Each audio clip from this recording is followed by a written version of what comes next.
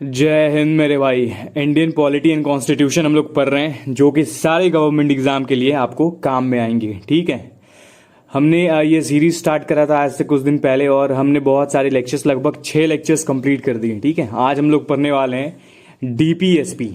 ठीक है, और देखेंगे इसको एक एक करके। ठीक है, ताकि कॉन्सेप्ट सारे जितने भी आते हैं इसमें वो सब क्लियर हो जाए, और जितने भी क्वेश्चंस रहेंगे लास्ट में मैंने पीवाईक्यूज उठाए, जो कि करने से कॉन्सेप्ट क्लियर प्लस क्वेश्चंस मस्त प्रैक्टिस। ठीक है, अगर पहले पॉलिटी कर चुके हो तुम तो तुम्हारे लिए रिवीजन है, अगर तुमने नहीं किया है तो भाई मस्त क्लास है, आराम से कर लो। ठीक है, डीपीएसपी करने वाले हैं। ठीक है भैया, स्टार्ट करते हैं।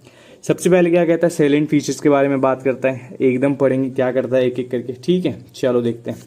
Salient features of DPSP, directive principle and state policy. ठीक है, क्या कहता है भैया, तो ये आर्टिकल पार्ट 4 में आता है ना, आर्टिकल 36 से 51 ऑफ द कॉन्स्टिट्यूशन में, कि भैया पार्ट 4 में, ठीक है, आर्टिकल 36 से 51 ऑफ द कॉन्स्टिट्यूशन तक। ठीक है, और क्या कहता है, कहां से लेके आए हैं, तो ये आयरिश कॉन्स्टिट्यूशन से हम लोग लेके आए हैं। कब? 1937 में। ठीक है, नेचर कैसा है, तो ये नॉन जस्टिसिएबल है। ठीक है, इसका मतलब क्या हुआ कि भैया अगर ये चीजें फुलफिल नहीं होगी ना तो हम इसको लेके कोर्ट में नहीं जा सकते हैं। ठीक है, फंडामेंटल राइट्स का क्या था, वो जस्टिसिएबल था। अगर फंडामेंटल राइट्स वायलेट होते तो हम क्या कर सकते थे, सुप्रीम कोर्ट जा सकते थे, लेकिन इसमें ऐसा कुछ नहीं है, ये नॉन जस्टिसिएबल है। ठीक है, ऑब्जेक्टिव क्या है इसका, मतलब क्यों है ये। ठीक है, तो ये इसलिए है ताकि एक स्टेट जो है ना वो सोशल और इकोनॉमिक डेमोक्रेसी को फॉलो करे। ठीक है, सोशल और इकोनॉमिक डेमोक्रेसी को फॉलो करे, समझ गया। फिलॉसफी क्या है इसका, तो inspired by socialist, Gandhian and liberal intellectual principal.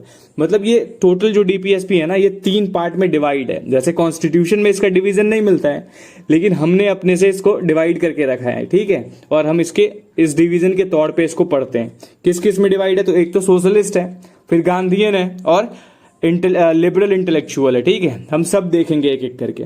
अच्छा, डायरेक्टिव इन नेचर कैसा है भैया, तो डायरेक्टिव है नेचर में। दे गाइड गवर्नमेंट को गाइड करता है, किस चीज के लिए, तो पॉलिसीज बनाने के लिए, कि भैया इन चीजों को ध्यान में रख के पॉलिसीज बनाना है। लॉ मेकिंग में हेल्प करता है। ठीक है, कोई भी लॉ बनता है तो इन चीजों को ध्यान में रख के लॉ बनाया जाता है ना।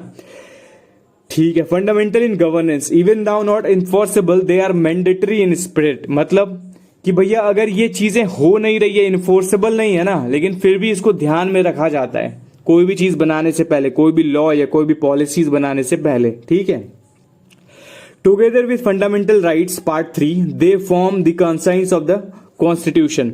पार्ट 3 और पार्ट 4 ये दोनों को मिला के क्या बोलते हैं, कॉन्साइंस ऑफ कॉन्स्टिट्यूशन बोलते हैं। एक हमें क्या देता है, पर्टिकुलर चीजों के लिए राइट्स देता है, और एक हमें क्या देता है, मोरल ऑब्लिगेशन देता है, कि भैया इन चीजों को ध्यान में रख के चीजें करनी है। ठीक है, समझ गया। अब ना कुछ कमेंट्स है डीपीएसपी पे, मतलब अलग अलग लोग अलग अलग चीजें बोले हैं डीपीएसपी के बारे में, जो कि एग्जाम के पर्सपेक्टिव से बहुत इंपॉर्टेंट होता है। ठीक है, पूछ लिया जाता है, तो देखते हैं क्या है। सबसे पहला तो है ग्रैनविल ऑस्टिन क्या कहते हैं, ये कहते हैं कि DPSP along with fundamental rights जो है ना, वो क्या है, कंसाइंस ऑफ द कॉन्स्टिट्यूशन है। ठीक है, they embody the philosophy of social economic justice. ये किसका फिलोसफी शो करता है, तो इकोनॉमिक और सोशल जस्टिस का। ठीक है, चलो। अच्छा, दूसरा है बी आर अम्बेडकर साहब, इन्होंने क्या कहा था, इन्होंने कहा कि नोवेल फीचर्स है कॉन्स्टिट्यूशन का, क्या, डीपीएसपी है ना, said that though not enforceable तो नहीं है, लेकिन फंडामेंटल इन गवर्नेंस है, मतलब जरूरी है, ध्यान में रख के चीजें करनी होगी, है ना। केटी शाह क्या कहते हैं, तो ये कहते हैं कि DPSP has nothing more than a cheque payable by the bank at its convenience. क्या बोलते हैं, चेक, ये एक चेक है जो कि बैंक के द्वारा पेएबल है एट इट कन्वीनियंस। ठीक है, एनएम जोशी क्या कहते हैं भैया pious wishes without any binding force. Exact word to word remember कर लेना इसको, नाम और ये सेंटेंस। ठीक है, सर आइवर जेनिंग्स क्या कहते हैं, ये क्रिटिसाइज करते हैं कि भैया डीपीएसपी है ना, directive of socialist character without legal force. मतलब कि भैया ये एक डायरेक्टिव तो है, डायरेक्शन तो देता है कि इन चीजों में काम करना है, लेकिन इन चीजों को ध्यान में रख के काम करना है, लेकिन लीगल फोर्स नहीं है। मतलब इसको हम लीगली मांग नहीं सकते, legally as a right use नहीं कर सकते। एमसी सेटलवाद कहते हैं कि establish that, emphasise that DPSP जो है ना इंस्ट्रूमेंट ऑफ इंस्ट्रक्शन है फ्यूचर के गवर्नमेंट्स के लिए कि इन चीज़ों को ध्यान में रखना है। सुप्रीम कोर्ट क्या कहता है मिनर्वा मिल्स केस 1980 में कि भैया फंडामेंटल राइट्स एंड डीपीएसपी जो है ना कॉम्प्लीमेंट्री है, one can not B absolute priority over the others, एक दूसरे के ऊपर इसको नहीं रख सकते, ठीक है, दोनों कॉम्प्लीमेंट्री है, एक आएगा तो दूसरा आएगा ही आएगा। चलो ये हो गया। अब एक एक करके आर्टिकल्स देखते हैं, ठीक है। तो आर्टिकल 36 से हमने देखा स्टार्ट होता है, ठीक है। तो पहला क्या बोलता है कि भैया डेफिनेशन ऑफ स्टेट है इसमें, जैसा हमने फंडामेंटल राइट्स में पढ़ा था डेफिनेशन ऑफ स्टेट आर्टिकल 12 में, सेम वही है, ठीक है। पार्ट 3 में जो पढ़ा था यही बोल रहा है यहाँ पे। ये क्या इंक्लूड करता है, तो भैया हमने देखा था क्या क्या, government of India, parliament, state legislature, state के गवर्नमेंट्स, लोकल अथॉरिटीज, जितने भी अथॉरिटीज स्टेट के कंट्रोल में आती हैं ना, ये सारी चीजें किसके अंडर में आती है, स्टेट के अंदर में, ये स्टेट होता है, ठीक है।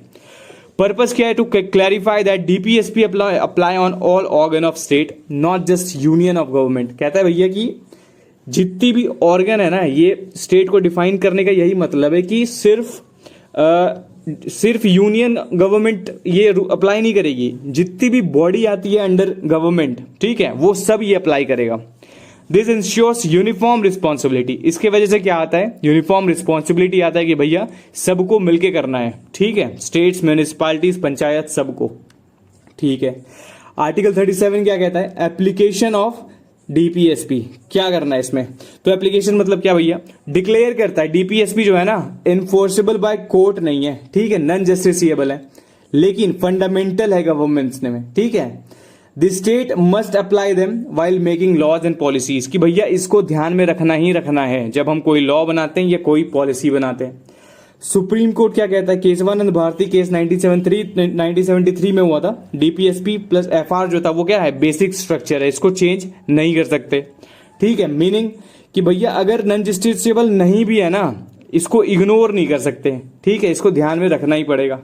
आर्टिकल 38 क्या कहता है, ये कहता है कि भैया state to secure social order, मतलब ड्यूटी ऑफ द स्टेट क्या है, प्रमोट करना वेलफेयर ऑफ पीपल, लोगों की भलाई के लिए चीजें करना है ना, इंश्योर करना जस्टिस, किस तरीके के, तो सोशल, इकोनॉमिक और पॉलिटिकल के, है ना, पॉलिटिकल टाइप ऑफ।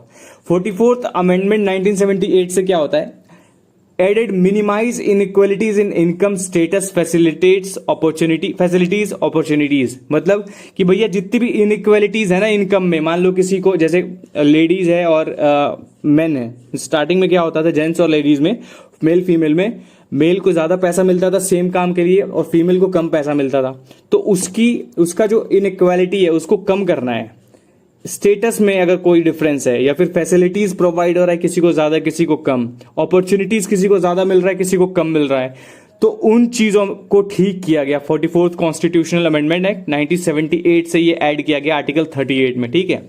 ये कवर क्या करता है, इंडिविजुअल को भी और ग्रुप लेवल को भी, लेकिन फंडामेंटल राइट्स क्या करता है, वो सिर्फ इंडिविजुअल करता है, ठीक है, वो ग्रुप ऑफ पीपल के लिए नहीं है, ठीक है। वो इंडिविजुअल आदमी अपना राइट्स मांगता है या अपने राइट्स को सुप्रीम कोर्ट तक मांगने जाता है अगर वॉयलेट होता है तो ये चीजें ध्यान में रखना है। एग्जाम्पल क्या है, reservation policy, subsidies, welfare scheme like MNREGA, ये क्या है, तो क्योंकि हमें मिनिमाइज करना है इक्वालिटीज, तो हम अलग अलग तरीके की चीजें लाते हैं। जो बहुत नीचे तबके के लोग हैं उनके लिए रिजर्वेशंस लाते हैं, सब्सिडीज लाते हैं, स्कीम्स लाते हैं, है ना, मनरेगा वगैरह, तो ये ध्यान रखना है। फिर आता है आर्टिकल 39 प्रिंसिपल्स ऑफ पॉलिसी, क्या है भैया, पहले 6 प्रिंसिपल दिए इसमें। पहला तो लाइवलीहुड, कि भैया एडिक्वेट मींस ऑफ लाइवलीहुड होना चाहिए सबके लिए, ठीक है। दूसरा कि डिस्ट्रीब्यूशन होना चाहिए, किस चीज का, ownership and control of resources for common good, मतलब जितनी भी कोई भी रिसोर्सेज अगर है स्टेट के पास तो उसका डिस्ट्रीब्यूशन अगर हो रहा है ना कोई भी रिसोर्सेज का, तो हर एक इंसान में बंटना चाहिए। ऐसा नहीं है कि कुछ तबके के लोग रख लें कुछ नहीं रखें, ऐसा नहीं होना चाहिए। कंसंट्रेशन क्या करना है, अवॉइड कंसंट्रेशन ऑफ वेल्थ, अब कुछ लोगों के द्वारा वेल्थ को कंसंट्रेट करके नहीं रखा जा सकता है, मतलब अपने पता चला जितने पैसे निकले जितने रिसोर्सेस हैं वो सारा मैंने रख लिया और बाकी को कुछ नहीं मिला, तो ऐसा भी नहीं होना चाहिए, उसको अवॉइड करना है। अगर कोई एक इकट्ठा उसको रख रहा है तो वो नहीं करना है, सब में बंटना चाहिए बराबर, ठीक है, सबको इक्वालिटी मिलनी चाहिए।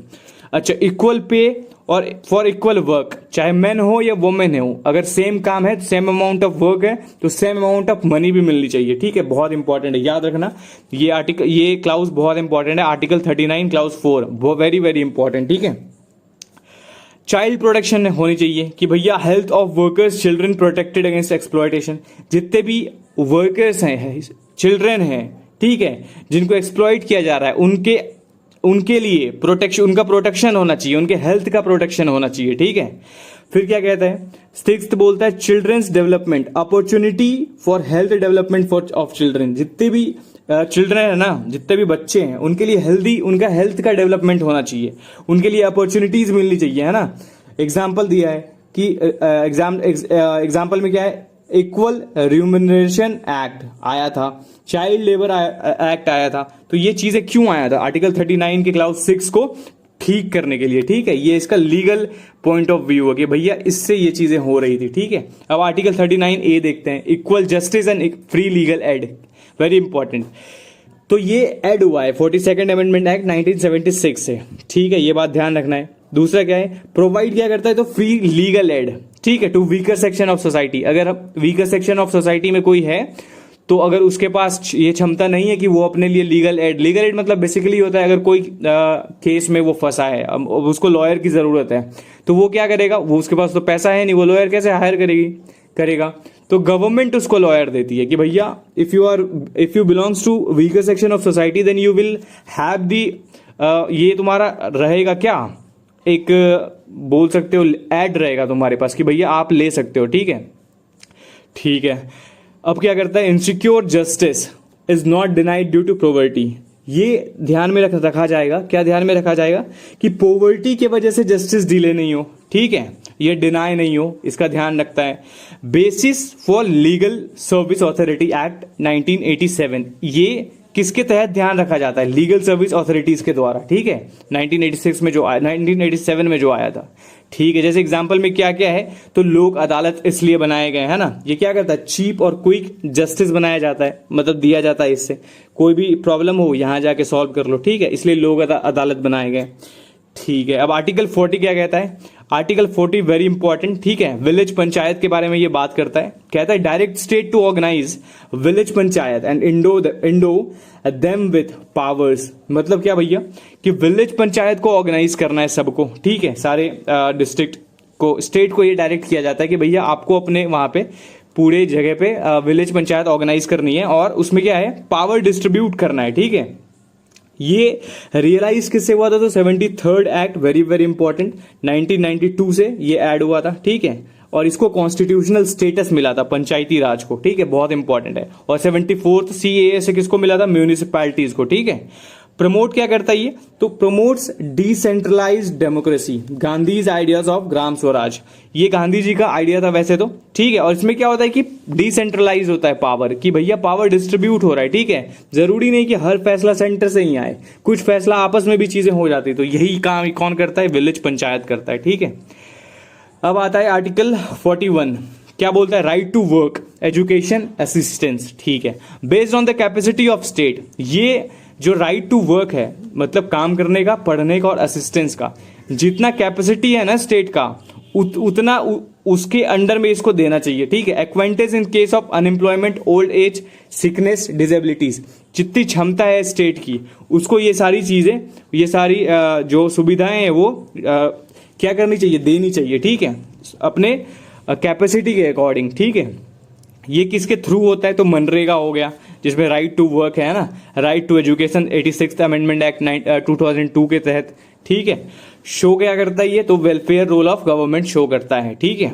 आर्टिकल 42 में क्या है, तो just and humane work condition, मतलब क्या भैया, humane working condition and maternity relief, कि भैया जहां पे भी काम होगा ना, वहां पे ह्यूमेन वर्किंग कंडीशन होनी चाहिए, मतलब ऐसा हो कि इंसान काम कर पाए, पता चला ऐसा हो जिसमें जान का खतरा हो, कोई हेल्थ इंजरीज हो, तो ये चीजें नहीं होनी चाहिए वहां पे। मैटरनिटी लीव प्रोवाइड की जाए, ठीक है, जब वुमेन प्रेग्नेंट होती है उस टाइम पे, तो इन चीजों का ध्यान आर्टिकल 42 के तहत रखा जाता है, ठीक है। इसके रिगार्डिंग लॉज क्या क्या है, तो फैक्ट्री एक्ट आया है, मैटरनिटी बेनिफिट एक्ट आया है, linked with human dignity and labour rights के तहत, ये चीजें ध्यान रखनी है, बहुत इंपॉर्टेंट है ये आर्टिकल, इसीलिए डायरेक्ट क्वेश्चन बनता है कि मैटरनिटी रिलीफ किस में, कौन से आर्टिकल में है, तो आर्टिकल 42 में है, ठीक है। आर्टिकल 43 क्या कहता है कि भैया लिविंग वेज प्रोवाइड किया जाएगा। क्या होगा इसमें? तो secure living wage, decent standard of life, हर एक इंसान को एक डिसेंट, एक इज्जत से अपनी जिंदगी जीने की सुविधाएं प्राप्त होंगी। ठीक है।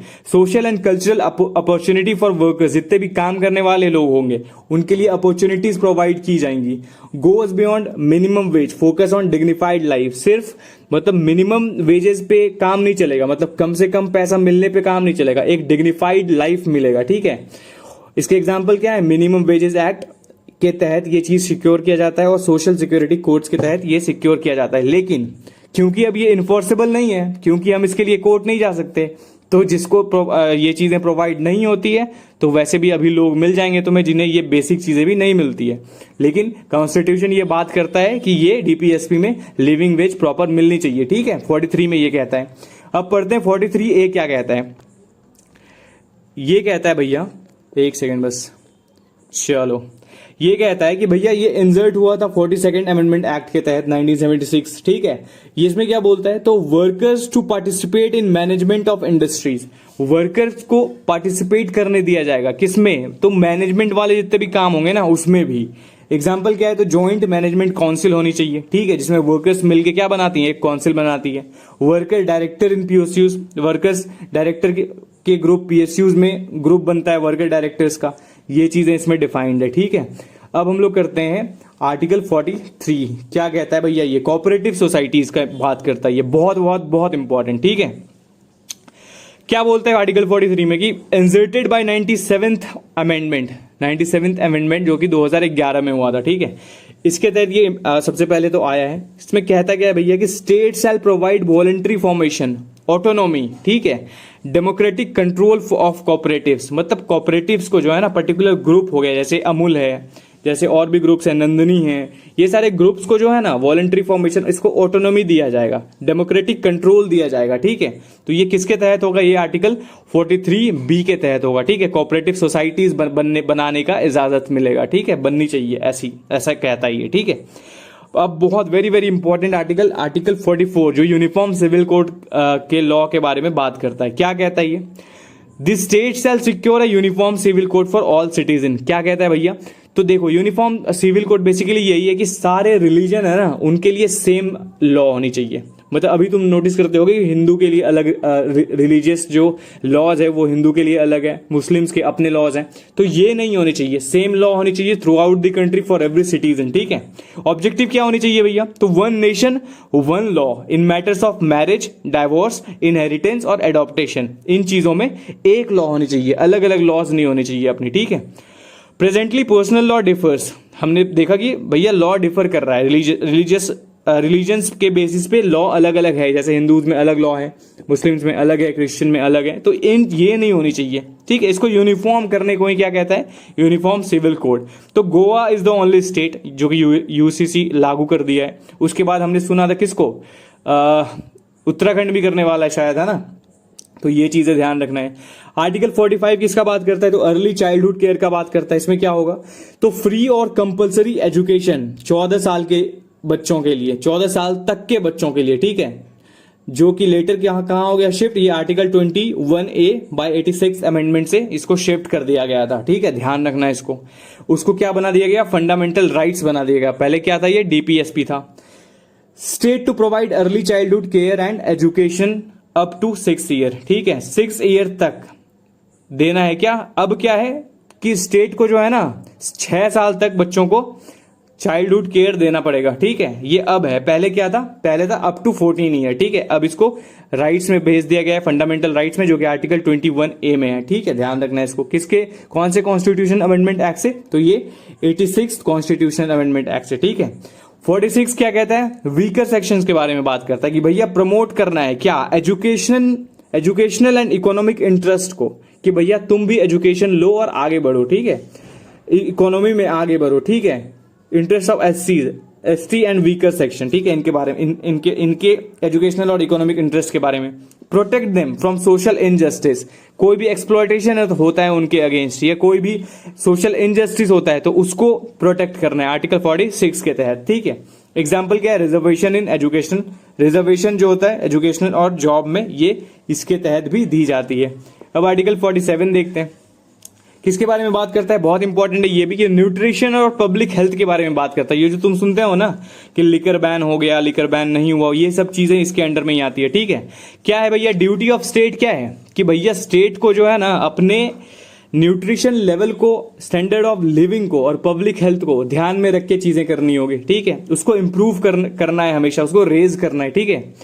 ऑल्सो इंक्लूड करता है ये कि प्रोहिबिटेशन of intoxicant drinks and drugs, जितने भी ड्रिंक्स हैं, ड्रग्स है, तंबाकू है, ये सारी चीजों पे प्रोहिबिटेशन कहने को कहता है कि भैया स्टेट को लगाना चाहिए, मतलब स्टेट लगा सकती है, ठीक है। अब ये स्टेट के हाथ में ही वो करती है नहीं करती है, इसके लिए हम कोई भी लीगल एड नहीं ले सकते, कोई भी कानूनी कार्रवाई नहीं कर सकते, क्योंकि ये इन्फोर्सेबल नहीं है, नॉन जस्टिसिएबल है ना।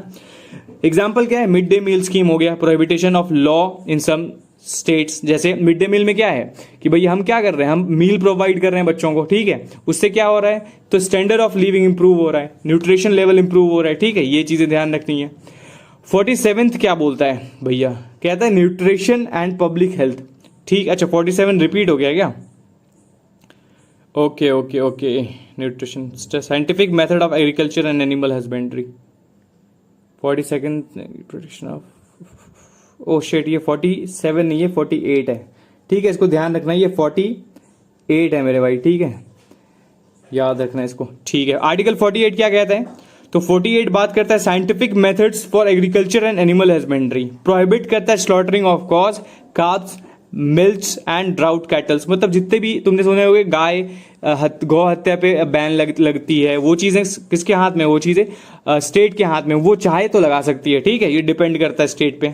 जैसे एग्जांपल में किससे, तो cow protection laws in state like UP and Gujarat, उसमें क्या है, कॉ बैन है, कॉ स्लॉटरिंग ऑफ कॉज बैन है, तो ये आर्टिकल 48 के तहत आता है, ठीक है।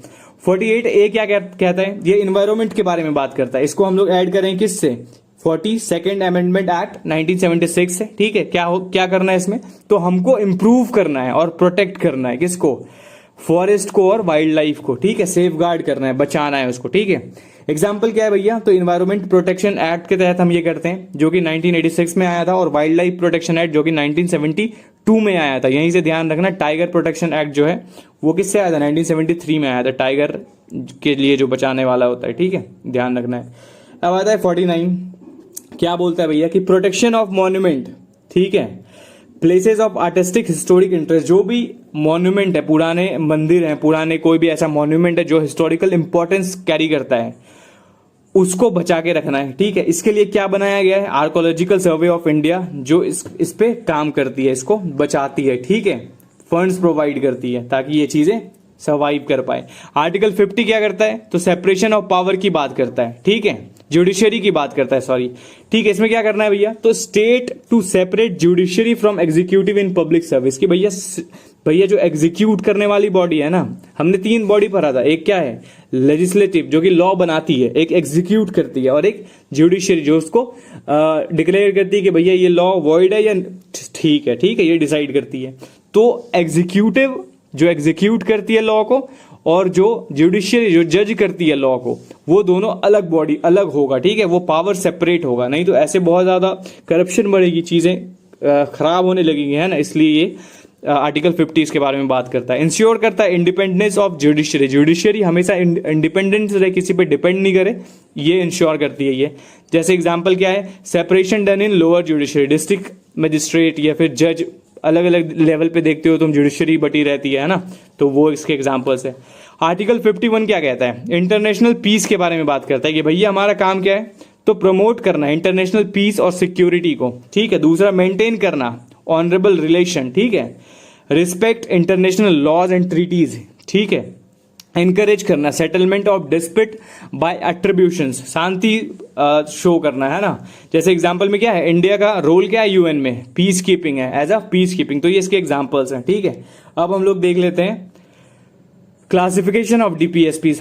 तो 3 पार्ट में मैंने बताया था कि गांधीयन, सोशलिस्ट और एक क्या था देखेंगे आगे, ठीक है, क्या था, केसीवीयर ने इसको क्लासिफाई करा था, ठीक है। सोशलिस्ट पहले देखते हैं, तो ये जितने भी आर्टिकल्स हैं, आर्टिकल 38, 39, 39A, 41, 42, 43, 43A, 47, ये सारे जो हैं ये सोशलिस्ट हैं, गांधीयन और लिबरल हैं, ठीक है, लिबरल इंटेलेक्चुअल प्रिंसिपल, ठीक, ध्यान है।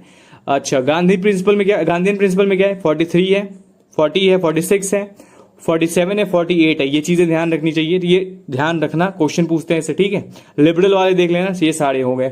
अच्छा, DPSP added by constitutional amendment act, कौन कौन से कॉन्स्टिट्यूशन अमेंडमेंट एक्ट से क्या क्या ऐड हुआ, ये मैंने एक जगह कर दिया ताकि तुम्हें रिवाइज करने में ईजी हो। क्या बोलता है 42nd अमेंडमेंट एक्ट से 39A, 43A और 48A ऐड हुआ है, ठीक है। 44th से क्या ऐड हुआ है आर्टिकल 38 में, to minimise inequalities in income status opportunity.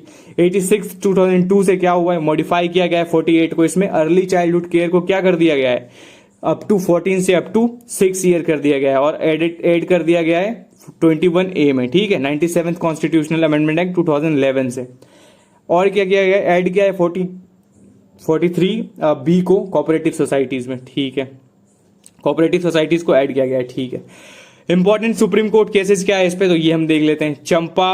चंपाकम Dorai Rajan case versus state of Madras. इसमें क्या था, फंडामेंटल राइट्स को डीपीएसपी से बड़ा दिखाया गया था। बोलता है कि DPSP can not override FR, मतलब फंडामेंटल राइट्स को ओवरपावर नहीं कर सकती है, ओवरराइड नहीं कर सकती है।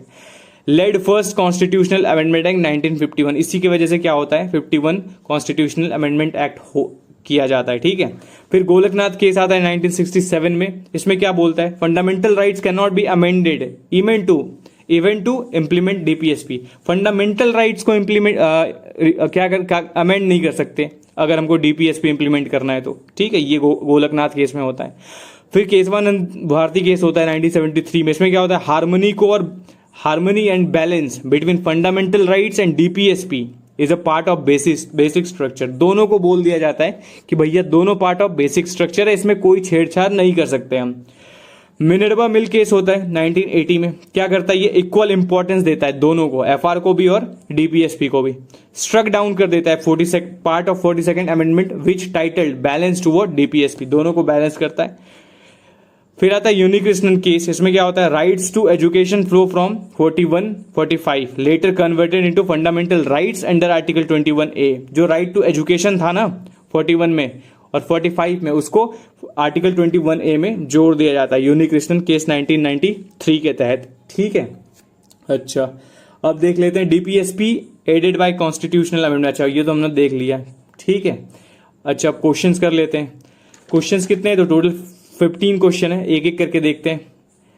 चलो, विच of the following statement regarding DPSP is not correct, इसमें से कौन सा करेक्ट है भैया। दे आर नॉन जस्टिसेबल, बिल्कुल हाँ, नॉन जस्टिसेबल तो है, ठीक है। They are fundamental in governance, बिल्कुल।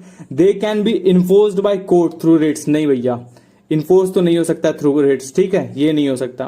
सी इज राइट ऑप्शन। क्वेश्चन 2 क्या कहता है, the concept of DPSP in Indian constitution was borrowed from. Concept of DPSP कहां से लेके आए, तो आयरलैंड से लेके आए, ठीक है, ध्यान रखना है, ठीक है। Which article direct the state to promote international peace and security, ये कौन करता है, तो ये आर्टिकल 51 करता है, ध्यान रखना है, ठीक है। आर्टिकल 51 करता है। नेक्स्ट क्वेश्चन, क्वेश्चन नंबर 4 क्या कहता है, equal pay for equal work क्या है भैया, फंडामेंटल राइट्स है या फंडामेंटल ड्यूटीज है, या डीपीएसपी है या प्रियम्बल में दिया है, तो हमने देखा डीपीएसपी है ये, ठीक है।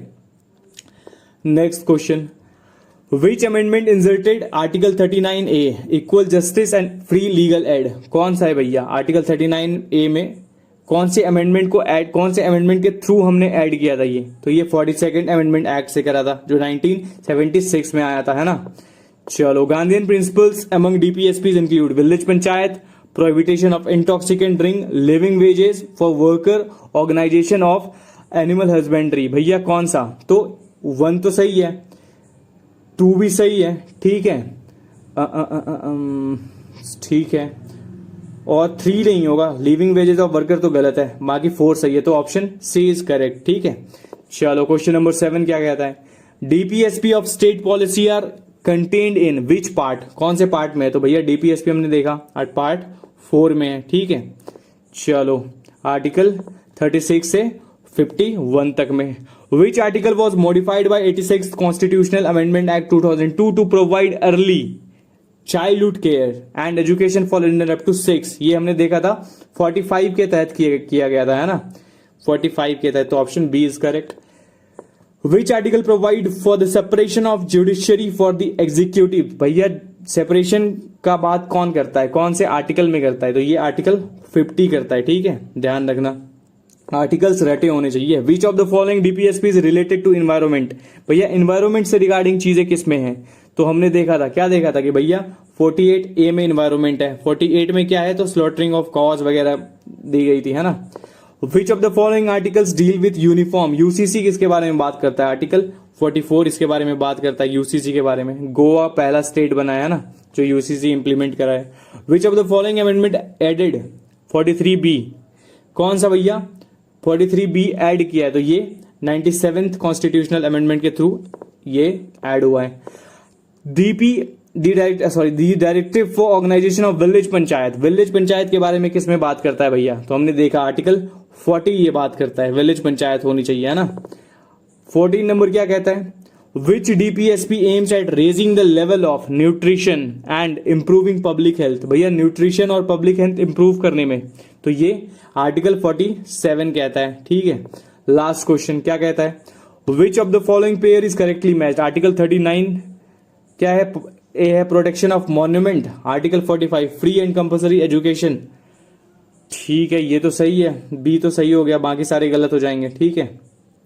चलो आर्टिकल 48 क्या हो जाएगा, स्लॉटरिंग ऑफ कॉज हो जाएंगे। आर्टिकल 51 क्या होगा, division sorry peace and security, ठीक है। और 39A क्या हो जाएगा, ये तुम बताओगे कमेंट सेक्शन में, ठीक है। चलो ये तुम्हारे आंसर कीज हैं और बताना कैसा लगा क्लास यार, ठीक है। और अगर सीरीज फॉलो कर रहे हो तो मज़ा आ रहा होगा आई होप, और कमेंट में बताया करो यार कि कैसा लग रहा है अगर फॉलो कर रहे हो तो। बाकी कमेंट में ज़रूर बताना, अगर तुम कभी भी इसको देख रहे हो एज अ रिकॉर्डिंग के फॉर्म में बाद में कभी भी देखते हो तो कमेंट ज़रूर करना कि भैया मज़ा आ रहा है, आज मैंने ये लेक्चर इतने डेट को ख़त्म कर ली, ठीक है, तो कमेंट कर देना। बाकी थैंक यू, कंटिन्यू बने हो तो थैंक यू सो मच यार, लाइक वाइक देख लेना, ठीक है, ख्याल रखो अपना, ठीक है, थैंक यू यार, एंड जय हिंद मेरे भाई।